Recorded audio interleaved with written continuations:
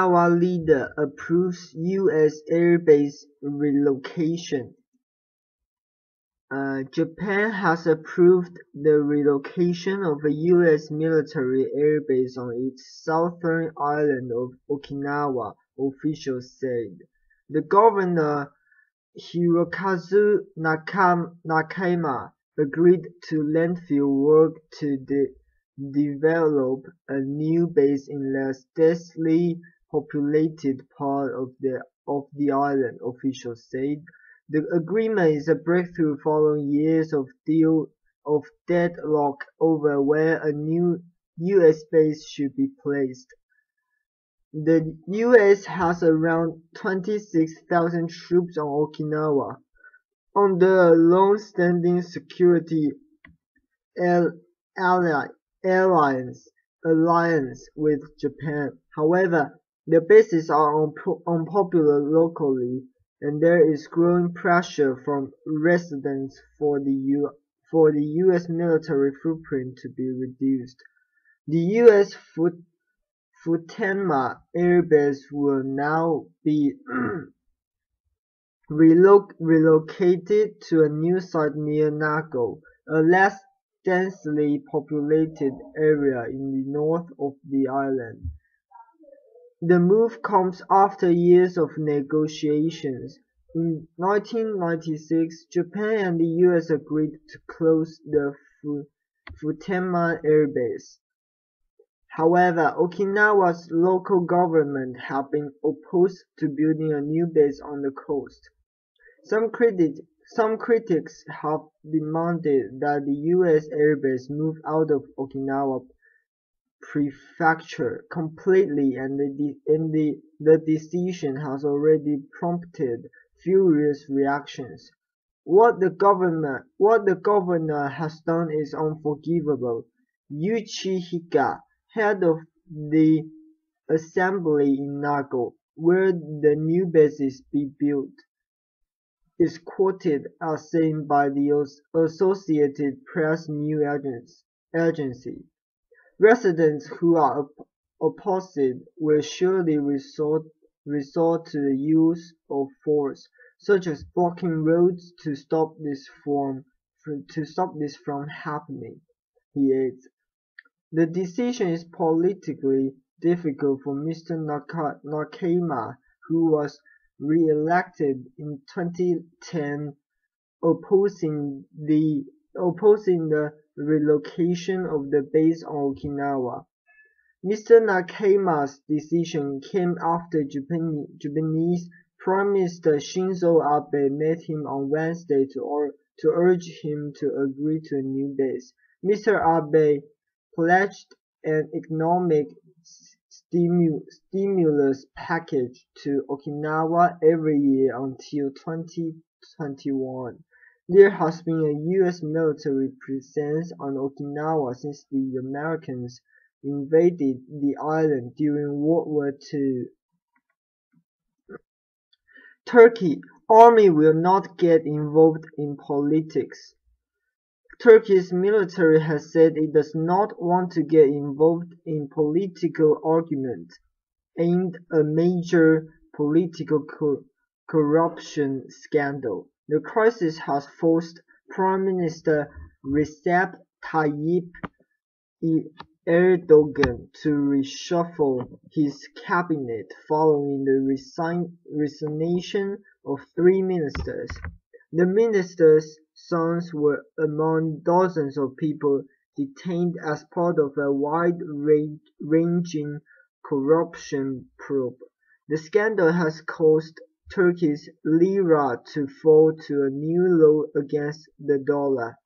The Turkish army's statement, posted on its website, comes in response to a suggestion in the media by an ally of the Prime Minister that the corruption scandal might be a plot to trigger a military coup.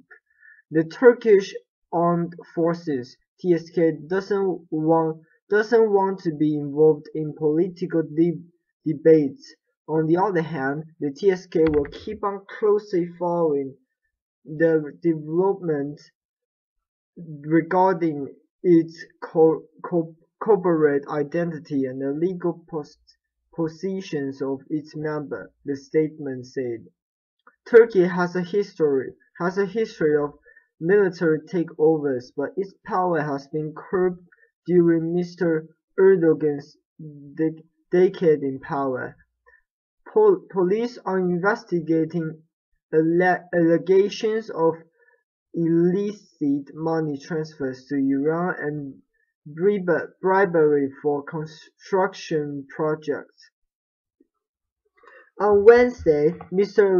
Erdogan named 10 new ministers to join his cabinet after talks with President Abdullah Gül. One of the three ministers to resign, former Environment Minister Erdogan Bayraktar, has urged Mr. Erdogan to step down himself. The opposition-linked Cumhuriyet newspaper reports that a charitable foundation linked to Mr. Erdogan's son Bilal is under investigation. Numerous police and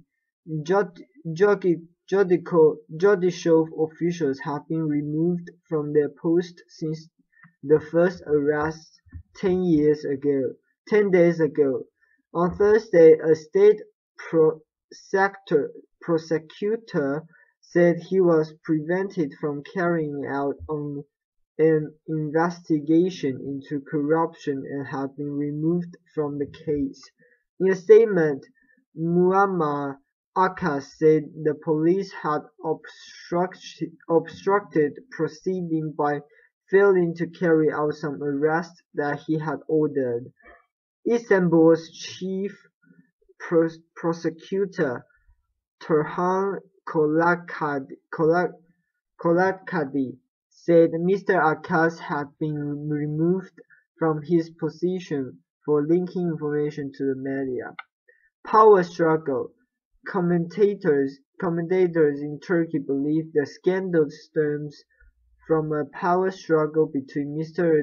Erdogan's government and an influential US-based Muslim cleric, Fethullah Gulen, who is said to have many followers within Turkey's police and judiciary.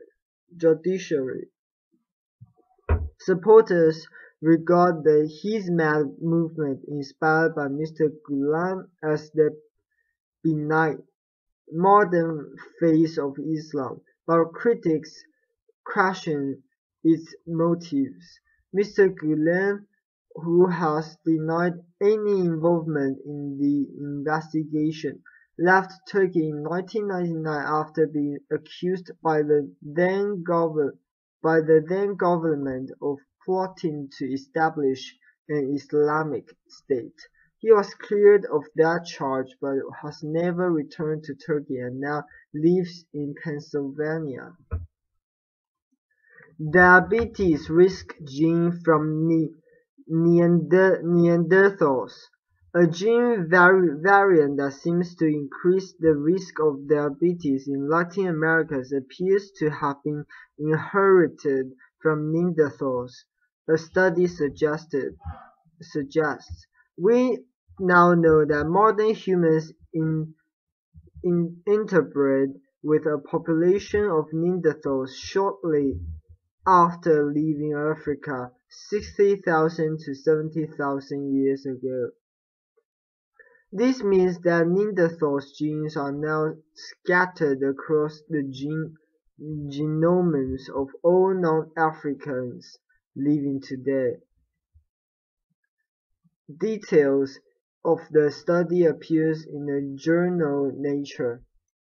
The gene variant was detected in a large genome-wide association study (GWAS) of more than 8,000 Mexicans and other Latin Americans.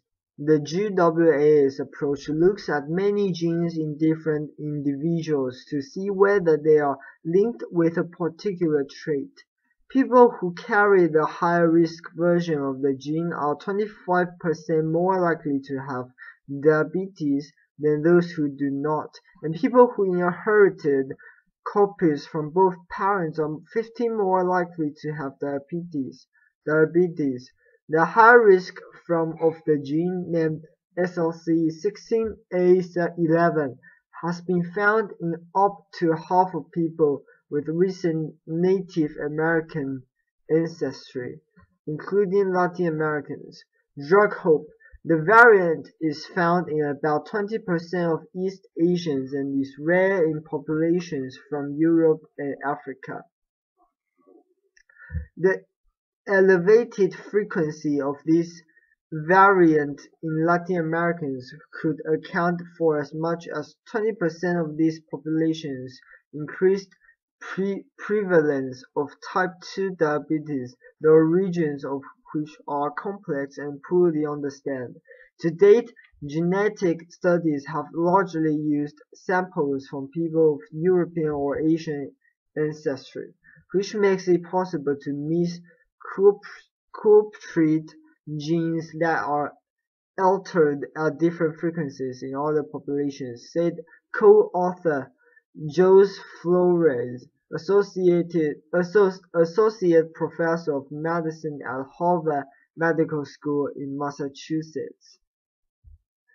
By expanding our search to include samples from Mexico and Latin America, we found one of the strongest genetic risk factors discovered to date, which would illuminate new pathways to target with drugs and a deeper understanding of the disease. The team will discover the variant, carry out additional analysis in collaboration with Svante Pääbo of the Max Planck Institute for Evolutionary Anthropology. They discovered that the SLC16A11 sequence associated with risk of type 2 diabetes is found in a nearly sequenced Neanderthal genome from Denisova Cave in Siberia.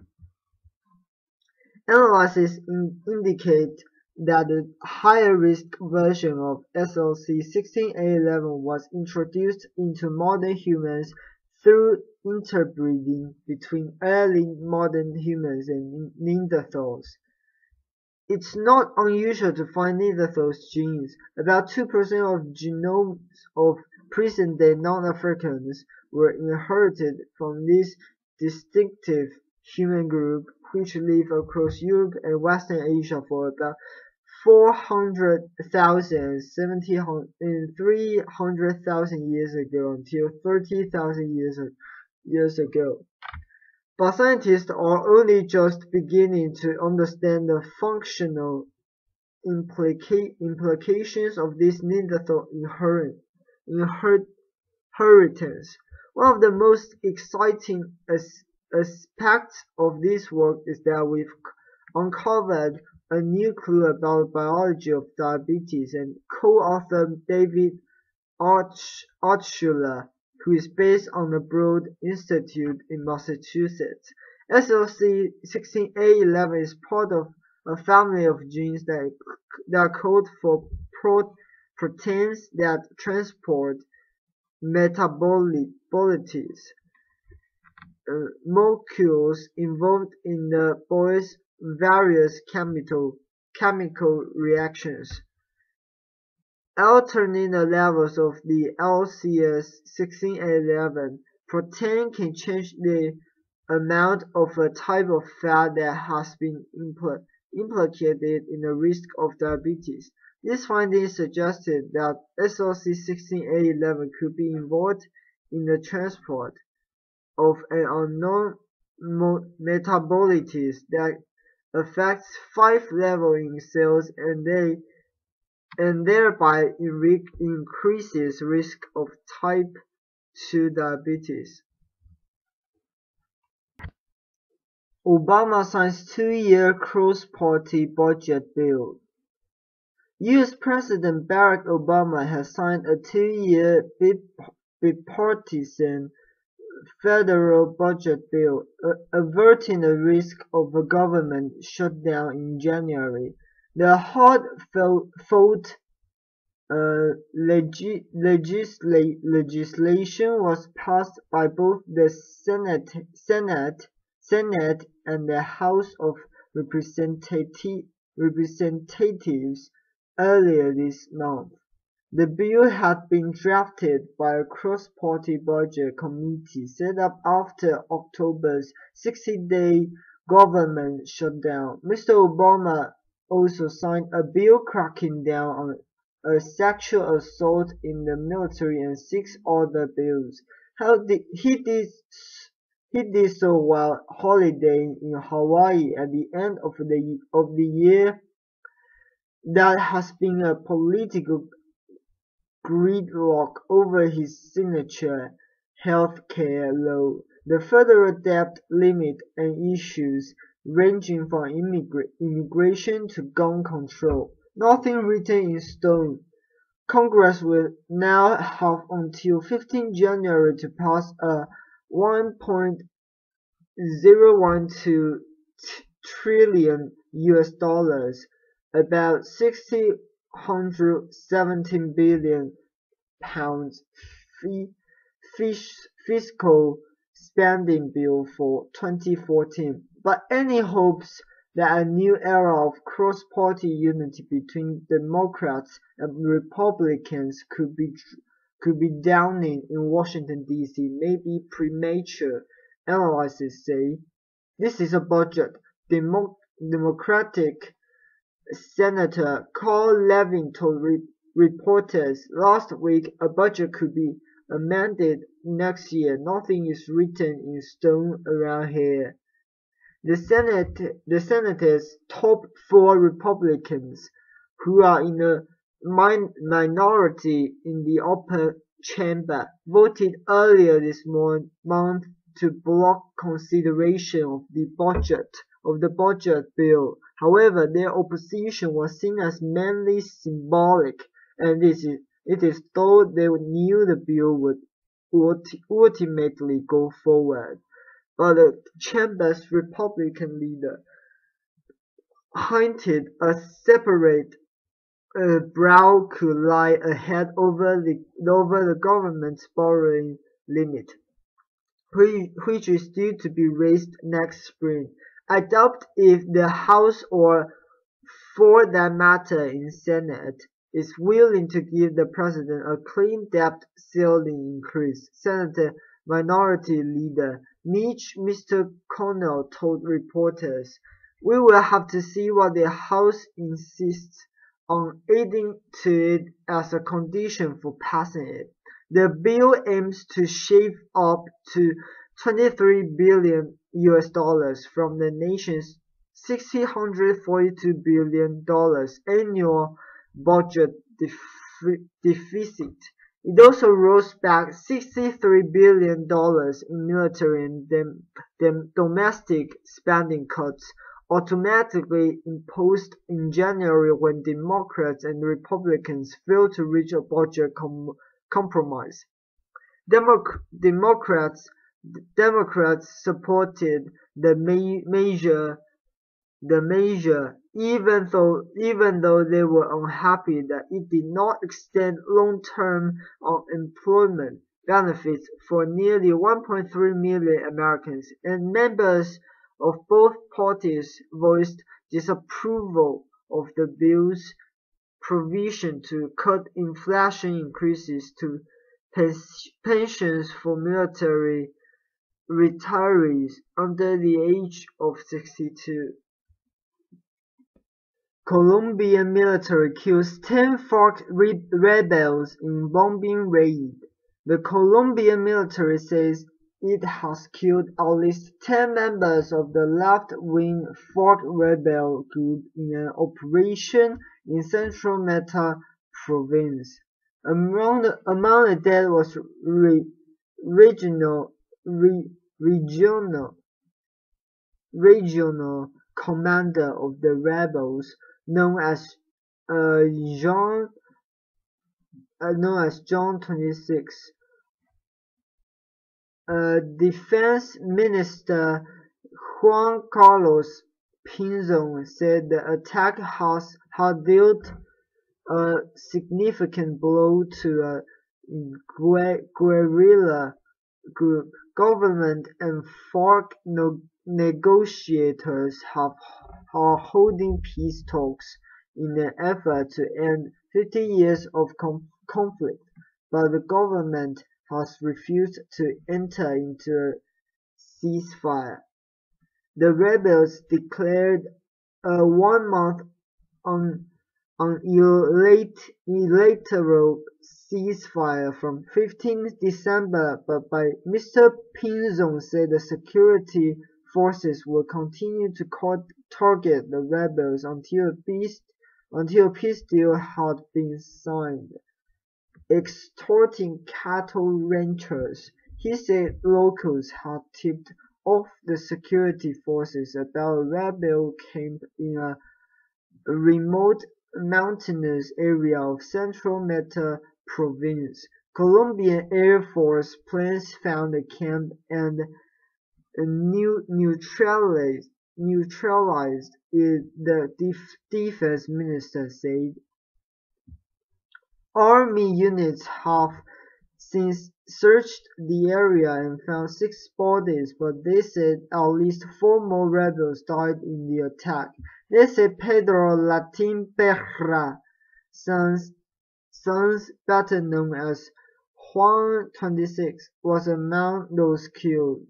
Juan 26, who had been part of the FARC of 15 years, was a key figure in the group's Eastern Command, officials say. He is accused of extorting and kidnapping local cattle ranchers and businessmen for ransom. Under his leadership, the rebel group he led became one of the main sources of income for the FARC's Eastern Command, the Defense Ministry said. He is also accused of being the mastermind behind a number of attacks on police stations and civilians in the area. Negotiations. The FARC rebels entered into peace negotiations with the government more than a year ago. So far, they have reached agreement on 2 main issues: land reform and the political participation of the rebels. From their 6-point agenda, the FARC have repeatedly urged the government to enter into a bilateral ceasefire, but the defense minister Pinzon says the guerrilla would only use it to regroup and rearm. Victims groups say more than 220 people have died in the 5-decade-long conflict.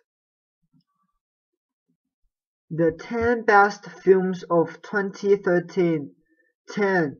Number 10. Enough Said, in writer-director Nico Holofcener's wonderfully urban chamber piece. An imperfect middle-aged woman, divorced, dubious about ever finding love again and dreading the empty nest once her daughter goes off to university, meets an imperfect middle-aged man. Sparks don't fly.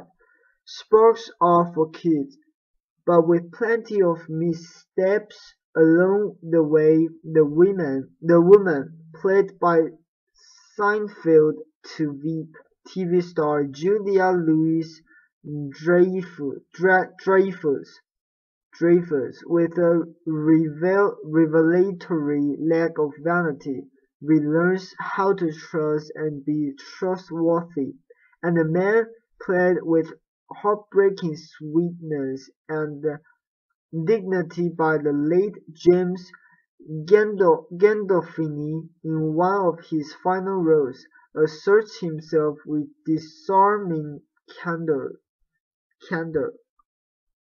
Always a connoisseur of the human candle neuroses, Hall of Sina has made a specialty over the years of stories about company of articulate women, such as Walking and Talking, Friends with Money, and Please Give Me. But Enough Said represents a grand creative and emotional leap forward. The movie is as wise as it is right.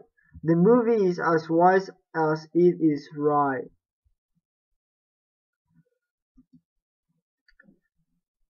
Number 9. All is Lost.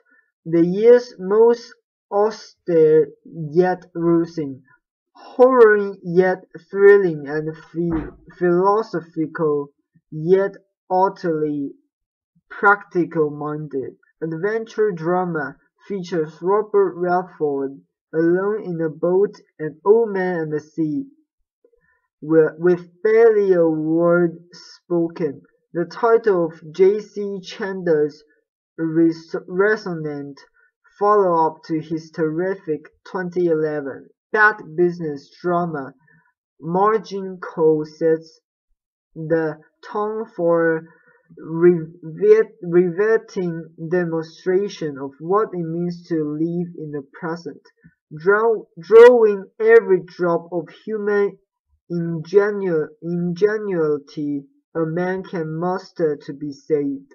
Not lost, Redford, as a solo unidentified sailor on the Indian Ocean in an acutely damaged boat, concentrates on the present, moment by moment, task by task, to stem a cascade of life and death crises. It is the balance of vastness, aloneness, and one man's resourcefulness that makes All Is Lost such a moving experience, filled with majesty right up to its mysterious final moments.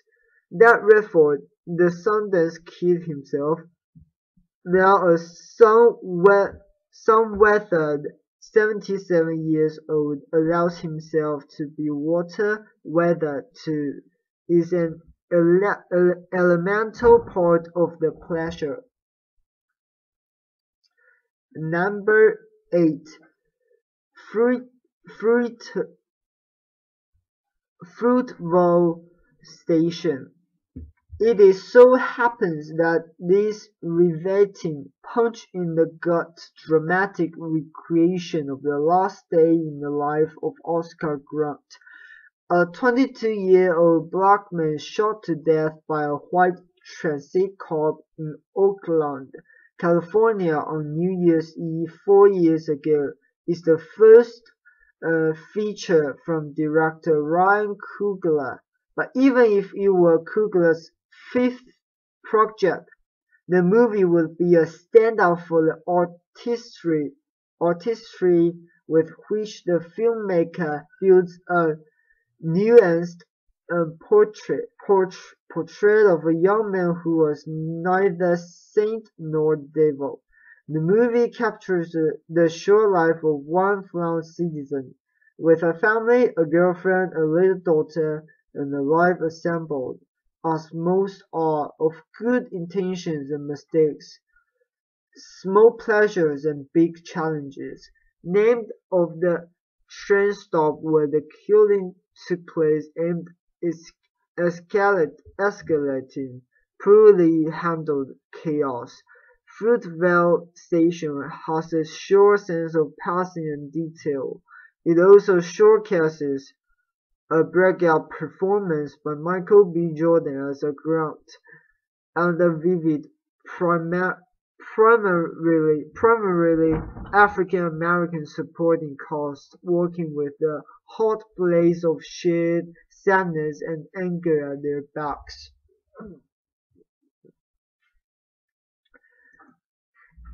Number 7. The Act of Killing.